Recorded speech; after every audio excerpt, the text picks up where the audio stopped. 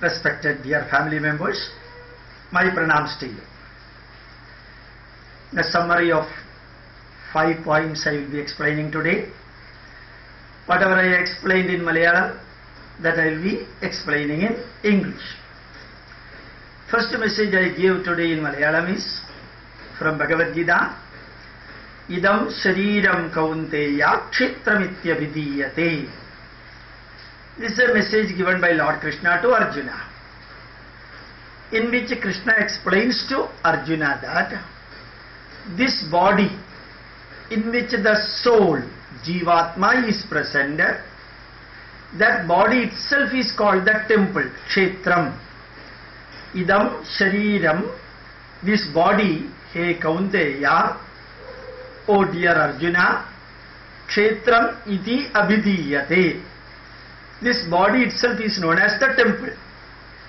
You know, our real temple is where Paramatma is consecrated, and this is part of Paramatma, Jivatma is consecrated. So all the rules and regulations to be followed in a temple as Sharira Shuddhi, Manas Shuddhi, Vak Shuddhi, Ahara Shuddhi, Karma Shuddhi, those Panja Shuddhis are to be maintained when we are dealing with our body also. Our body should be clean. Whatever food we are eating should be clean and fresh, should not be dead body. Our body should not be allowed to grow using intoxicated material, liquor or flesh or blood of dead body or animals. So all the rules to be performed, to be obeyed, followed for a temple as a kshetram, all these rules are to be followed for our body also. Keep this body healthy, keep this body positive, keep this body as effective and energized as possible. As in the temple we have got temple customs, so we should have personal customs and rituals. In temple we have got kshetra vadya, kshetra sangeeta, kshetra achara, kshetra anushtana, and so on.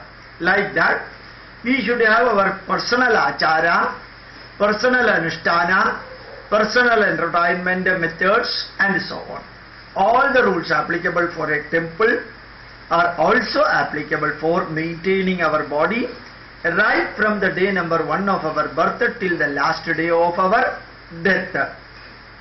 Second message is Asatoma Sadgamaya. I am giving the meaning of only that line. Still 2 more lines are there. Tamasoma Jyotirgamaya, Mrityorma Amritam Gamaya. That I will be explaining in the next study. Today I am explaining to you only Asatoma Sadgamaya. Our ultimate aim in the life is to see that when our goal and the pathway are maintained with the utmost purity and positive way. Not only the goal, but also the pathway to achieve the goal should be very positive. So remember that we mentally should always move from bad to good. Mentally we should continuously move from good to better. Mentally we should continuously move from better nearer to the best. Best may not be possible. When mentally we are moving from negative to positive, our thoughts will also move from negative to positive. Our thoughts will also move from bad to good, good to better. So our action will also move from negative to positive. So our action will also have to move from good to better, better nearer to the best. And our family environment should also move from bad to good. Our behavior should also move from bad to good. Asadoma Sadgamaya. Our way of communication, way of conversation and selecting the words should also move from bad to good. Thus, in our life, every day, every minute, the experience of living is life.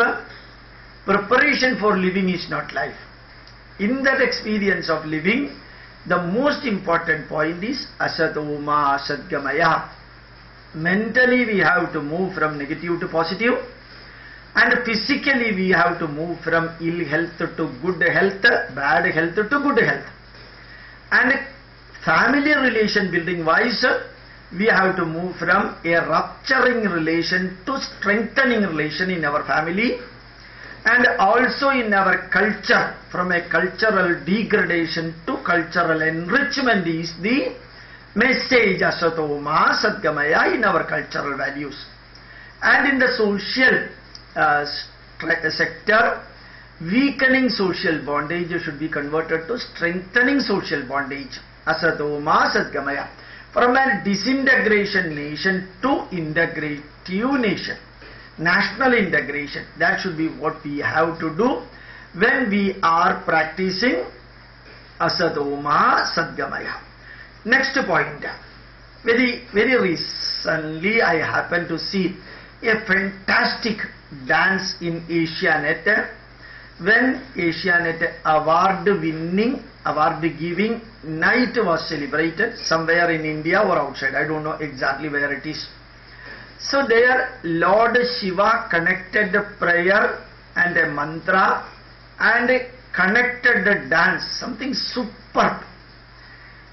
While watching that, I could see that the audience, thousands and thousands of audience, they were watching to that body movement of these many people who are there in the stage dancing. It is something like a fusion dance, but still 95% focusing on heritage dance, excellent way it is presented. At that time I was thinking that we have got so many God concept. Mahavishnu concept, Mahadeva concept, Saraswati, Lakshmi, Parvati, Lord Krishna, Lord Rama, and we have got the concept of Subramanya and Ganesha. All these God concepts, all these Puranas and literature are directly demonstrated through cultural and artistic pathway. Cultural and artistic pathway. Just to think that we have got only one book. Just to think that we have got only one God concept altogether. Then what it would have happened? It would have happened what happened for Christians or Muslims. They have got only one book, not more than that is allowed. Only one God, not more than that is allowed. Only one teacher, not more than that is allowed. One teacher, one book, one emblem, one concept, one church, one pathway, only one. Narrowest level is one. Broadest level is in crores. We have in crores. So when all these God concept, when all these literature, they were demonstrated as Kadagali, as Yakshagana, as Kuchipudi, as Manipuri, as a variety of Bangara dance, and so on. Just to think about it. All our cultural activities, dances, musical instruments are directly linked with the spirituality to the concept of the God also.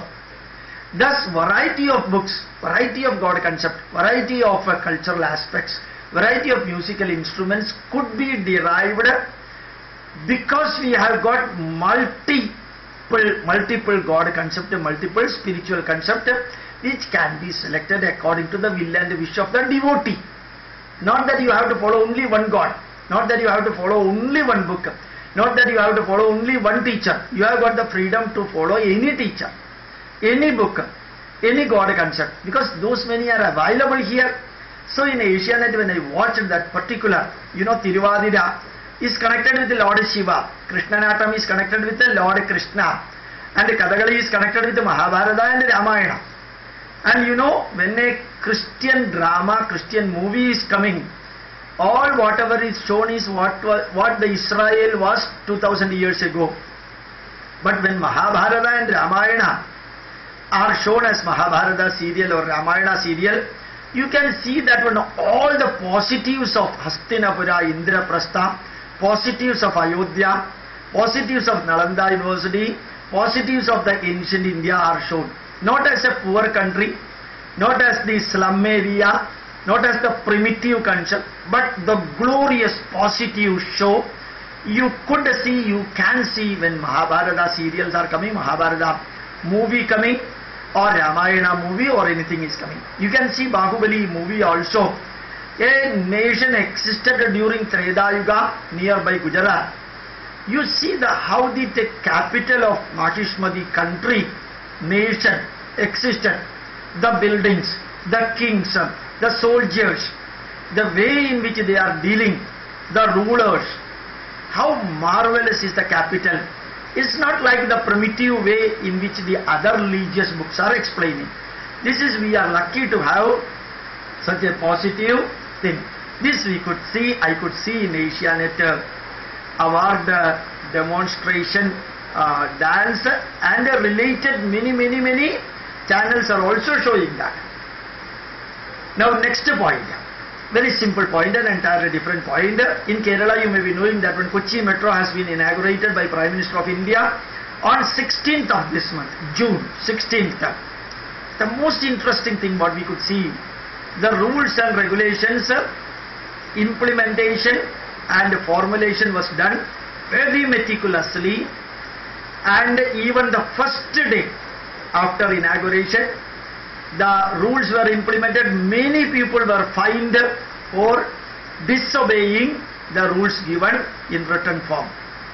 Those who are drinking there will be fined, those who are smoking will be fined, those who are creating sound will be fined, those who are using mobile phone with a high voice, they will be fined, unnecessary spending on the platform, that will be fined, and any grouping and unnecessary wasting the time on the platform will be charged, and all the positives are given and informed that no negatives will be permitted. No negatives will be permitted. Now in Kerala you can see that when smokers are not there practically in the roadside, because strictly prohibited. You can see that the chewing, the pan chewing is almost over. It is compulsory that you have to put the helmet. It is compulsory that while driving you have to put the seat belt. When the rules follow its pathway, the people will have to follow the rules pathway. When the rules are implemented the way it should be implemented, the people will have to follow the rule. And we were thinking that in India, in Kerala, these are all the things not possible. Wrong. Everything is possible if the rulers and the rule implementing authorities are doing it with the devotion, dedication and sincerity. Not that they have to struggle day and night. Just implement the rule. Those who are violating that one, just fine them. It will be accepted. So nicely you can see that one, the rule implementation could be done. The day number one in Kochi Metro, where no negative is permitted. Any negative you are doing will be charged with fine, 500 rupees, 1000 rupees, 5000 rupees and so on. It will be taken instantaneously and will be added to the Metro Fund. How beautifully you can make money also from the violators. This should be the pathway in India. Whatever may be the things happening, you can see demonetization too. Anything happening in India, many people screamed, many people shouted, many people said that when the black days of emergencies are coming, but things are going, things are forced to go, things are implemented as per the rules and regulations. Remember, this should be our India, where you can do everything. Now the last point what I wanted to convey to you very interestingly is that in earlier days, Zakir Naik and others used to misquote Vedas in a dilapidated, obnoxious way. Even without proper pronunciation, Veda mantras are quoted, and they used to explain in their own way. Prophet Muhammad or Allah or Quran is explained in Bhavishya Purana, explained in Vedas and so on. Many poor Hindus used to get perturbed and they used to call us and ask whether it is mentioned in that one. One way of misinterpreting and informing the people wrongly that Vedas, Puranas are all connected with the Quran and other. I used to say, if our Vedas and Puranas connected with the Prophet Muhammad and the Quran and Allah, then why should you go to Saudi Arabia for taking all these things? In our Vedas all these things are there, in our books all these things are there. Why you are going for a foreign country for searching that one? Zakir Naik also used to do another thing. Some of the Muslim youth decorated as Nambudiris, Kerala Brahmins, with the Basmam, Chandan and other thing. Zakir Naik used to have a discussion with the so-called Muslim Hindu Brahmins. Then within 2 or 3 or 4 lines of conversation, The so-called artificially created Nambudiris or Kerala Brahmins used to say that when we are going to embrace Islam, then embracing the Islam. These are all shown in the video. This is wrongly presenting that many Nambudiris, many Vedic scholars, many Brahmins are embracing Muslim. Wrongly showing and misinterpreting the Veda mantras. These are all the things happen. Sometimes you can see that when in Kerala circulation is going on through WhatsApp and other thing, face page.